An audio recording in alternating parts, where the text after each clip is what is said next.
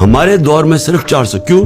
کیونکہ ہم نے ان کو روکا نہیں نیب کو اپنے کام کرنے سے, ہمارے کنٹرول میں نہیں تھی, ہم نے ان کو انفلوئنس نہیں کیا. روکا کس نے؟ جنرل باجوہ نے روکا جس کے نیچے تھی, اس نے ان ساروں کو بچا لیا اینڈ میں. دیکھیں جب تک اب بڑے لوگوں کی کرپشن نہیں پکڑیں گے ملک میں کرپشن ختم نہیں ہوتی. میں نبی صلی اللہ علیہ وسلم کی جو حدیث بار بار لوگوں کو بتاتا ہوں, انہوں نے 1500 سال پہلے تقریباً کہہ دیا تھا کہ جو قومیں طاقتور مجرموں کو نہیں پکڑتی اور کمزور مجرموں کو پکڑتی ہیں وہ تباہ ہو جاتی ہیں. یہ ساری ڈیولپنگ ورلڈ کا مسئلہ ہی ہے آج. وہ وہاں صرف جو بڑے بڑے مجرم ہیں ان کو NRO مل جاتا ہے, تو بڑی ڈاکہ جو نقصان ہوتا ہے وہ تو بڑے مجرم کرتے ہیں.